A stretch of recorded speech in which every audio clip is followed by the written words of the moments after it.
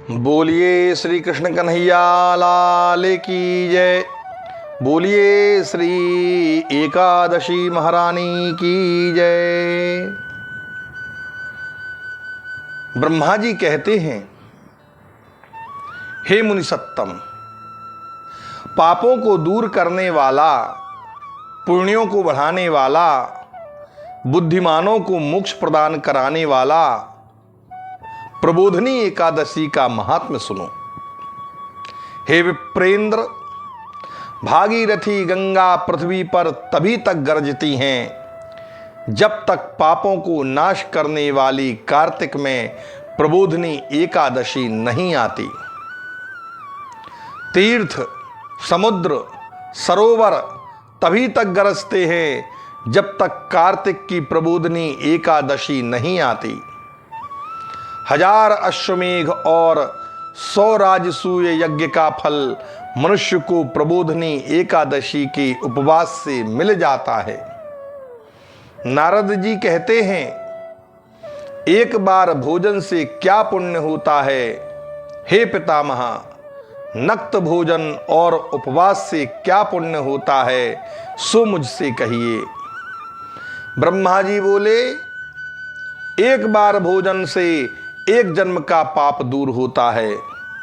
सायंकाल भोजन करने से 2 जन्म के पापों का नाश और उपवास से 7 जन्म के पापों का नाश हो जाता है।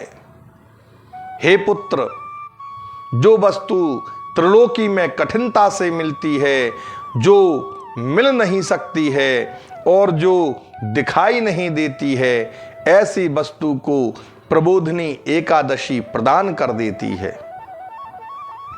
सुमेरु और मंदराचल पर्वत के समान पापों को यह महापाप नाशनी एकादशी भस्म कर देती है।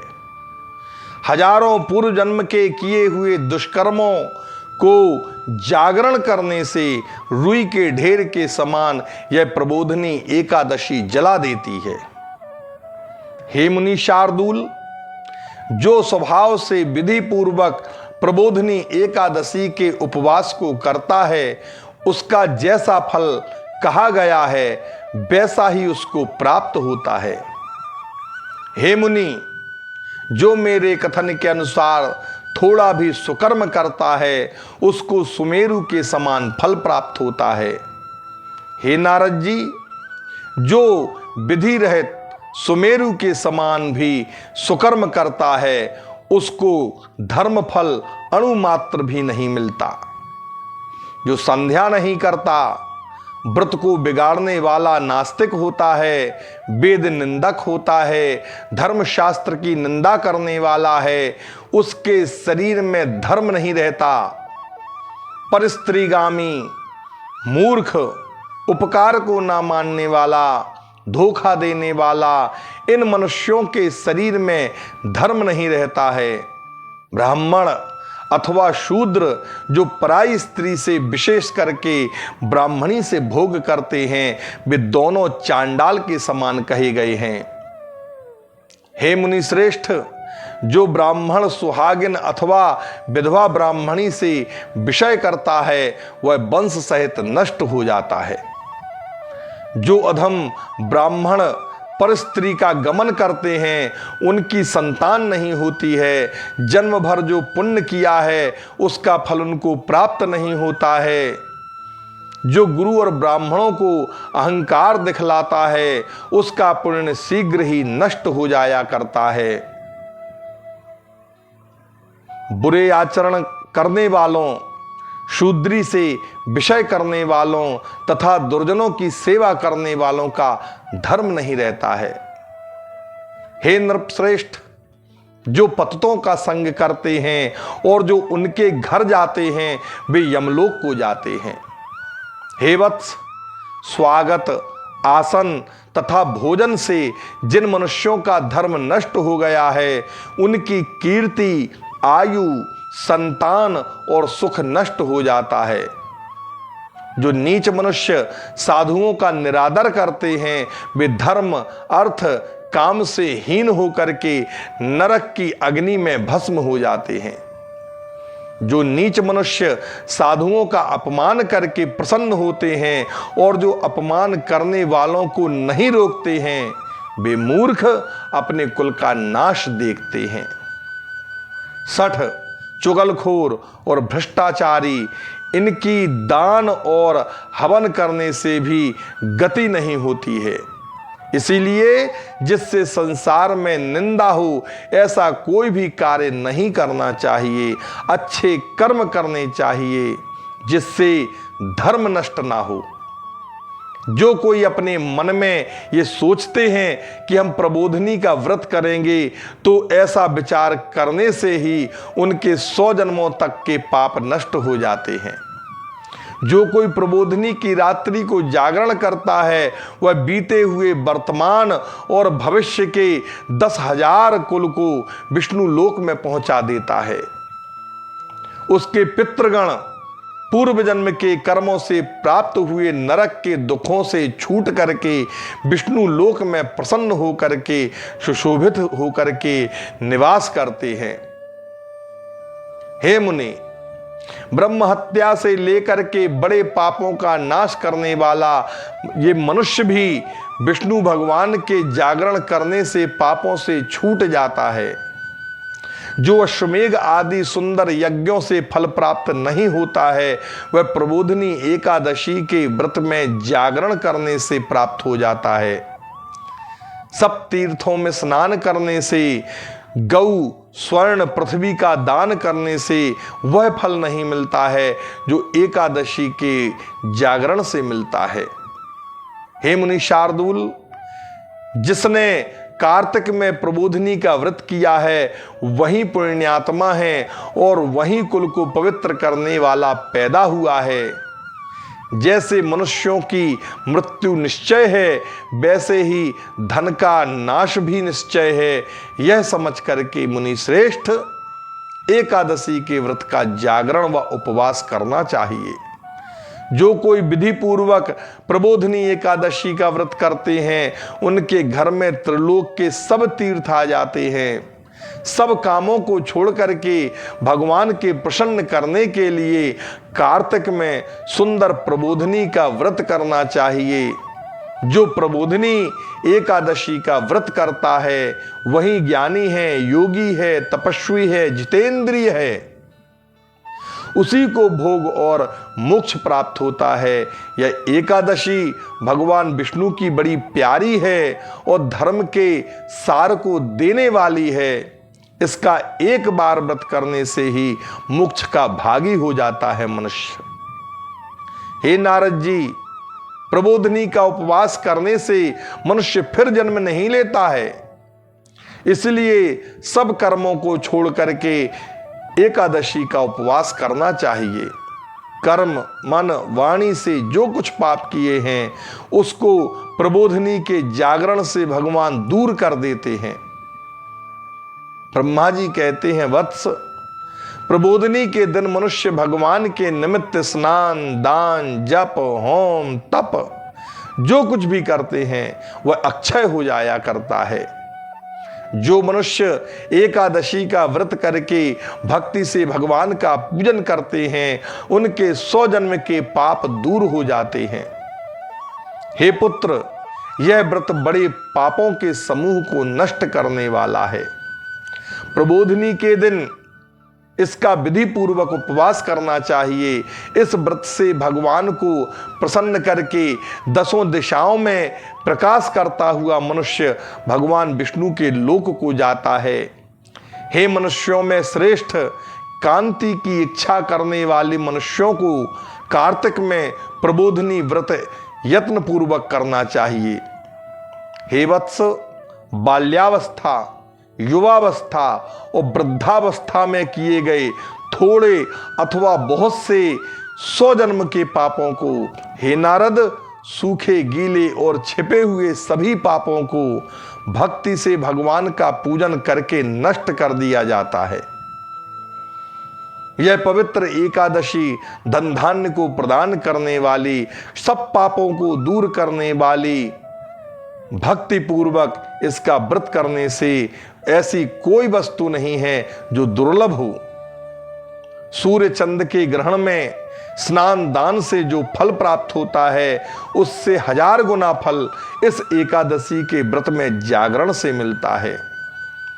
प्रबोधिनी के दिन स्नान दान जप होम स्वाध्याय भगवान का पूजन इनमें से जो कुछ भी किया जाता है उसका करोड़ गुना फल प्राप्त होता है।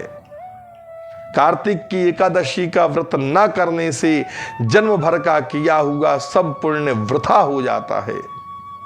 हे नारद जी, जो मनुष्य कार्तिक में नियम और विष्णु भगवान का पूजन नहीं करता उसको जन्म भर के किए हुए पुण्य का फल प्राप्त नहीं होता है। हे विप्रेंद्र, इसीलिए सब कामनाओं को पूर्ण करने वाले जनार्दन भगवान की यत्न से सेवा करनी चाहिए। हे विप्रेंद्र, जो विष्णु का भक्त कार्तिक में पराय अन्न को स्वीकार नहीं करता उसको चंद्रायण व्रत का फल प्राप्त होता है। कार्तिक में मधुसूदन जैसे शास्त्र की कथा वार्ता से प्रसन्न होते हैं वैसे ही यज्ञ और हाथी आदि के दान से नहीं होते हैं। मनुष्य कार्तिक में विष्णु की कथा को पूरी अथवा आधा अथवा चौथाई श्लोक कहते हुए व पढ़ते हुए सुनते हैं, उनको 100 गौदान का फल मिलता है। हे मुनि, कार्तिक के महीने में सब धर्मों को छोड़ करके मेरे सामने बैठ करके कथा कहानी और श्लोकों को मंत्रों को सुनना चाहिए।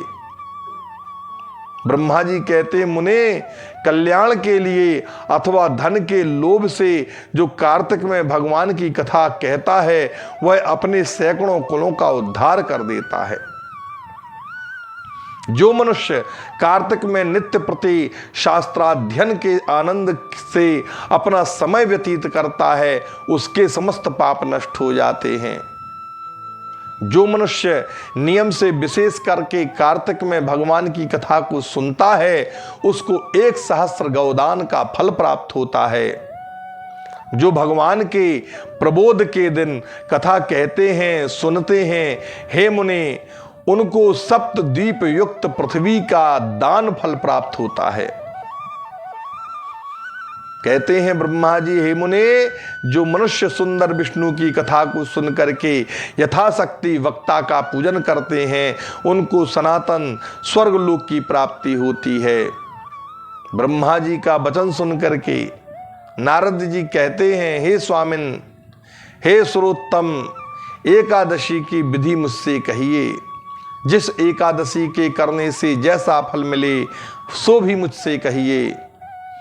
नारद जी का वचन सुन करके ब्रह्मा जी कहते हैं, हे द्विजोत्तम, एकादशी को प्रातः काल उठ करके दातुन करके स्नान करें। नदी तालाब कुआं बावली अथवा घर में स्नान करके केशव भगवान का पूजन करें, फिर कथा सुने। हे महाभाग, नियम के लिए यह मंत्र पढ़ें कि एकादशी को निराहार व्रत करके दूसरे दिन भोजन करूंगा। हे पुंडरीकांछ, मैं आपकी शरण में हूं, आप मेरी रक्षा करें। ऐसा बारंबार चक्रधारी भगवान के सामने पढ़ें। भक्तिभाव से भगवान की प्रसन्नता पूर्वक उपवास करें। रात्रि में भगवान के समीप बैठ करके जागरण करें। हे मुनि, जो गाता है, जो नाचता है, जो बाजा बजाता है अथवा भगवान की कथा को कहता है सुनता है वह पुण्यात्मा तीनों लोकों के ऊपर निवास करता है। कार्तिक में प्रबोधिनी के दिन बहुत से फूल फल कपूर अगर कुमकुम आदि से भगवान का पूजन करना चाहिए। हे मुनि सत्तम, एकादशी के दिन लोभ न करके निर्लोभ होकर के दान करना चाहिए, इससे असंख्य गुना फल प्राप्त होता है। एकादशी के जागरण में अनेक प्रकार के सुंदर फलों से भगवान का पूजन करें। शंख में जल भर करके जनार्दन को अर्घ देना चाहिए। सब तीर्थों में स्नान और अनेक प्रकार के दान करने से जो फल प्राप्त होता है उससे करोड़ गुना फल प्रबोधिनी में अर्घदान देने से प्राप्त होता है। हे मुनि श्रेष्ठ, जो दिव्य अगस्त के फूलों से जनार्दन भगवान का पूजन करता है उसके लिए इंद्र भी हाथ जोड़ा करते हैं। हे ब्राह्मण, तपस्या से प्रसन्न होकर के भगवान वह फल नहीं देते जैसा अगस्त्य के फूलों से श्रृंगार करने पर फल प्रदान करते हैं। कहते हैं मुने, जो कार्तिक में भक्ति पूर्वक भगवान की बेलपत्र से पूजा करते हैं उनकी मुक्ति हो जाती है। इसीलिए हे वत्स, कार्तिक में जो तुलसी के पत्ते से, फूल से जनार्दन भगवान की पूजा करते हैं उनके 10,000 वर्ष के पाप भस्म हो जाया करते हैं। तुलसी का दर्शन, तुलसी का स्पर्श, तुलसी का ध्यान, कीर्तन, नमस्कार, स्तुति इत्यादि करने वाले, जो तुलसी का पौधा लगाने वाले, उसे सींचने वाले, उसका नित्य पूजन करने वाले, ऐसे जो भगवान के भक्त होते हैं उनको तुलसी माता शुभ फल प्रदान करती हैं। जो नित्य प्रति तुलसी की 9 प्रकार से भक्ति करते हैं, करोड़ों युग तक वे वैकुंठ में निवास करते हैं। कहते हैं, हे नारद जी, लगाई हुई तुलसी की जितनी जड़ फैलती है उतने ही 1000 गुना उसको पुण्य प्राप्त होता है। हे मुने, जिन मनुष्यों ने लगाई हुई तुलसी की जब तक शाखा, प्रशाखा, बीज, पुष्प, पत्ते भूमि पर बढ़ते हैं, उनके कुल में जो पैदा हो चुके हैं और जो पैदा होंगे वे 1000 कल्प तक वैकुंठ में निवास करते हैं। जो कदम्ब के फूलों से भगवान जनार्दन की पूजा करते हैं वे चक्रधारी भगवान की कृपा से यमलोक में नहीं जाते। कदम्ब के फूल को देख करके केशव भगवान अति प्रसन्न होते हैं। हे विप्र, यदि सर्व कामनाओं को देने वाले भगवान का कदम्ब के फूलों से पूजन कर दिया जाए तो फिर क्या कहना। कार्तिक में गुलाब के फूलों से जो परम भक्ति से भगवान का पूजन करता है वह भुक्ति मुक्ति का भागी होता है। बकुल और अशोक के फूलों से जो जगत के स्वामी नारायण की पूजा करते हैं उनको तब तक जब तक सूर्य चंद्रमा हैं कभी शोक नहीं होता है। सफेद या लाल कनेर के फूलों से जो जगन्नाथ जी की पूजा करते हैं उनके चारों युगों में केशव भगवान प्रसन्न रहते हैं। जो बड़भागी मनुष्य केशव के ऊपर आम का बौर चढ़ाते हैं उनको करोड़ गौदान का फल प्राप्त होता है। जो दूब के अंकुर से भगवान का पूजन करते हैं उनको पूजा का 100 गुना फल प्राप्त होता है। इसीलिए हे नारद जी, जो छौकर के पत्तों से सुखदाई भगवान का पूजन करते हैं वे भयंकर यमलोक के मार्ग में सरलता से निकल जाते हैं। जो वर्षा ऋतु में चंपा के फूलों से देवेश भगवान का पूजन करते हैं वे मनुष्य फिर संसार में जन्म नहीं लेते। हे विप्र से जो मनुष्य जनार्दन भगवान के ऊपर पाकड़ के फूल को चढ़ाते हैं उनको 1 पल स्वर्ण चढ़ाने का फल मिलता है।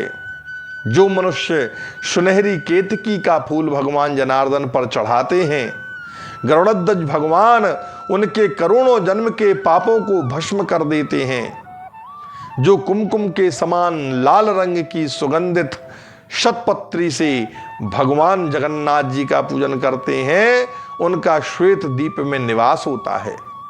हे ब्राह्मण, इस प्रकार रात्रि में भुक्ति मुक्ति को देने वाले केशव भगवान का पूजन करके प्रातः काल उठ करके नदी के तट पर चला जाए, वहां स्नान करे, जप करे, नित्य कर्म करके घर आकर के विधि पूर्वक भगवान का पूजन करे।